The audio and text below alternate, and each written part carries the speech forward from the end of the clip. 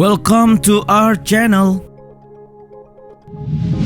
Di Indonesia, mendengar kata komunis ataupun sampai PKI akan bernuansa negatif.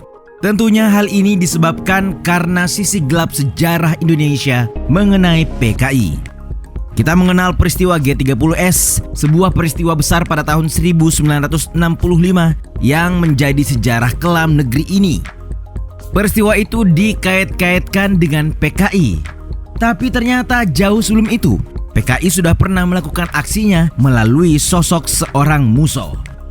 Nah, siapakah kira-kira sebenarnya Musso ini? Apakah hubungan dia dengan PKI? Nah, duduk yang manis dan simaklah ulasan data fakta berikut ini. Tapi sebelum lanjut, kami ingatkan kembali untuk subscribe channel ini dan aktifkan lonceng notifikasi kamu untuk mendapatkan video edukatif dari data fakta.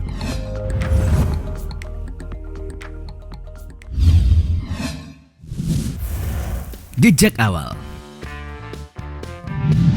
Musso atau biasa disebut Paul Musso atau bernama lengkap Musso Manoar. Perlu kalian ketahui, Musso berasal dari keluarga menengah ke atas dan hidupnya serba terpenuhi. Ayahnya, Mas Martorjo, merupakan pegawai bank di Kecamatan Wates. Ibunya bekerja mengelola kebun kelapa dan kebun mangga. Pada masa kecil, ia memiliki hobi mengaji di musalah desanya. Hingga pada saat memasuki usia 16 tahun, Musso melanjutkan pendidikan ke sekolah guru di Batavia. Di Batavia ini, Musso diangkat menjadi anak oleh G.A.J. Hazeu. Musso juga bertemu Alimin Prawirodirjo yang nantinya menjadi anggota PKI. Setelah tamat sekolah, ia melanjutkan kuliah di kampus pertanian Buitenzorg atau sekarang disebut dengan Bogor. Hingga pada saat menetap di Surabaya, Musso sempat kos-kosan di rumah Cokro Aminoto sehingga menjadikan Musso terlibat dan aktif dalam Sarekat Islam yang didirikan Cokro Aminoto pada tahun 1912. Musso muda juga sekos dengan Soekarno dan Kartosuwiryo yang kelak mereka akan berbeda pandangan ideologi. Ia juga aktif di SDV bentukan Snevlit, seorang komunis Belanda yang merupakan cikal bakal Partai Komunis Indonesia atau PKI.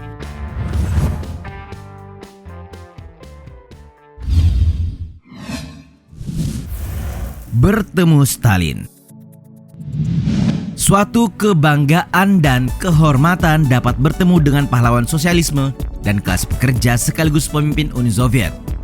Tentu kalian mengira tokoh komunis kekelas Dan Aidit pernah bertemu dengannya, sebab kiblat komunis Indonesia pada saat itu ialah Soviet.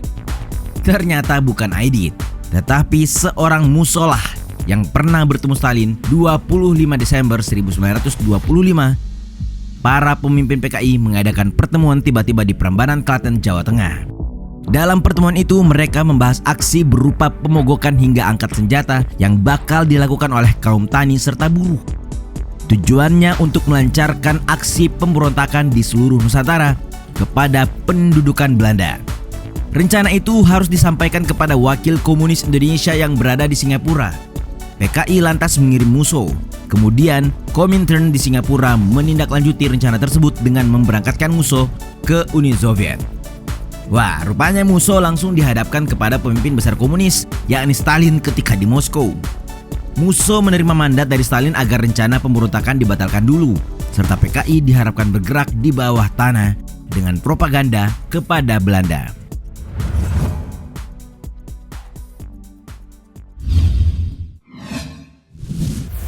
Nekat tidak mematuhi Stalin. Entah berani, nekat, atau terburu-buru. Sesuai yang kita ulas sebelumnya, Musso bertemu Stalin dan diharapkan bergerak diam-diam dan menunda pemberontakan terhadap Belanda. Sekembalinya dari Uni Soviet, Musso tak mengindahkan saran dari Stalin. Ia langsung melancarkan pemberontakan kepada Belanda di Batavia dan Sumatera Barat saat tiba di tanah air. Disebabkan persiapan yang kurang matang, pemberontakan tersebut langsung ditumpas dan akhirnya Belanda melarang adanya PKI di Indonesia. PKI semakin dibatasi pergerakannya karena dianggap sebagai teror terhadap kekuasaan Belanda. Setelah keluar dari penjara, Musso kembali ke Moskow tahun 1935 walaupun sempat kembali ke tanah air tapi diusir dan balik lagi ke Uni Soviet tahun 1936.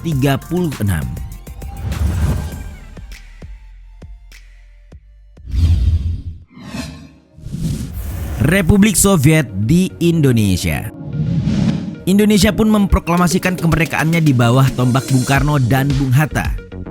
Selang 3 tahun pasca kemerdekaan, pada tanggal 3 Agustus 1948, Musso kembali dari perjalanan panjangnya ke Indonesia setelah menetap di Moskow sejak tahun 1936. Dilansir dari laman kompas.com, kedatangan Musso ke tanah air membawa amanat dari Moskow untuk mendirikan PKI Muda. Meskipun Musso dikenal sebagai sosok yang otoriter dan tidak sabaran, Moskow tetap mempercayakannya. Bagi Moskow, justru sifat seperti itulah yang diutamakan. Maka dengan kepulangannya tersebut, ia bisa memperkirakan perlawanan dari kalangan kawan-kawan sevisinya. Ia pun dipercayakan memimpin gerakan di Indonesia dengan wajah baru PKI yang harus menghindarkan Indonesia dari dominasi Amerika Serikat. Setibanya di Indonesia, ia langsung menyusun doktrin bagi kekuatan komunis di Indonesia yang diberi nama Jalan Baru untuk Indonesia. Doktrinnya pun berhasil. Pada Agustus 1948, Partai Sosialis dan Partai Buruh mendukung dan bergabung dengan PKI. Lalu pada waktu yang sama, Musso mengadakan pembaharuan struktur organisasi Politbiro PKI yang mengecam keras kebijakan pemerintah Kabinet Hatta. Dalam tahap perjuangan demokrasi yang baru, hanya PKI lah yang mampu menyelesaikan revolusi di Indonesia. Propaganda terus berlanjut. Musso mencita-citakan sebuah Republik Soviet di negeri ini.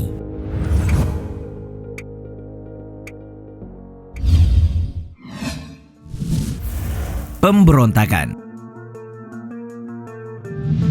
Ikut Musso dengan PKI-nya atau ikut Soekarno-Hatta?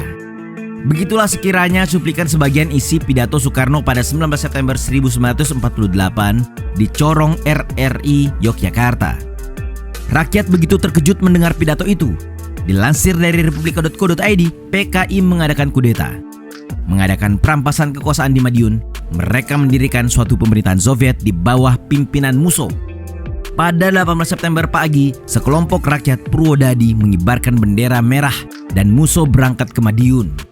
Malam hari, ketika tiba di Rejo Agung dekat Madiun, dan sejak saat itulah revolusi komunis dimulai. PKI telah melancarkan pemberontakan di kota Madiun dan sekitarnya. Selain mengambil alih kekuasaan di Madiun, mereka juga merebut kota-kota dan ibu kota keresidenan di Madiun. Semua alat-alat pemerintah, militer, dan sipil lumpuh serta mampu dikuasai. Musso beranggapan bahwa perjuangan Indonesia anti-imperialisme, maka menurutnya Indonesia harus berada di pihak Rusia. Peristiwa ini menjadi pemberontakan besar pertama setelah Indonesia telah menyatakan kemerdekaan. Pancasila ditentang untuk digantikan menjadi Republik Soviet Indonesia. Dan kali ini Musso benar-benar bebal.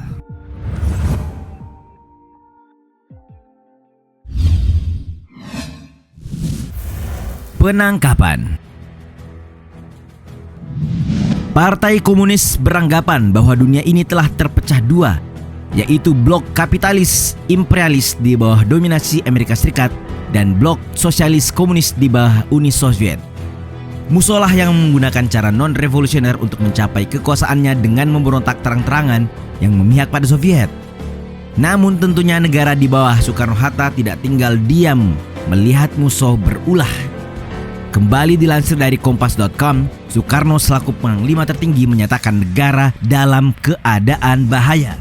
Melalui radio Yogyakarta yang diangkat Kolonel Sungkono sebagai gubernur militer Jawa Timur mendapatkan tugas untuk merebut kembali kota Madiun dan membasmi pemberontakan.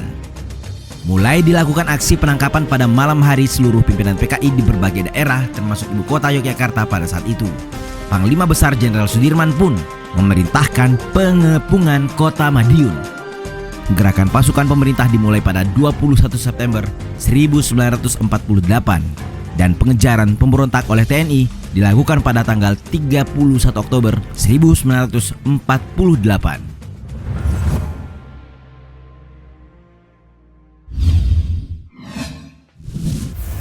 Akhir yang memilukan. Dalam waktu sekejap, peristiwa Madiun yang meneriakkan Republik Soviet Indonesia pun buyar dan hanya berlangsung seumur jagung.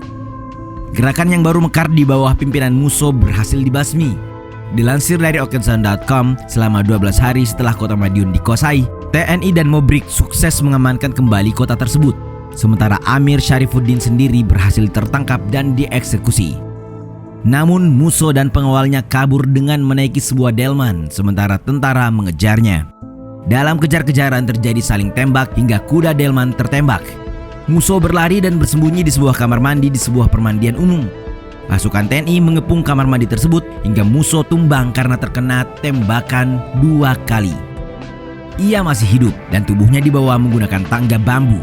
Akhirnya, Musso kemungkinan meninggal sewaktu perjalanan dari desa Semanding, tempatnya dilumpuhkan, ke alun-alun Ponorogo.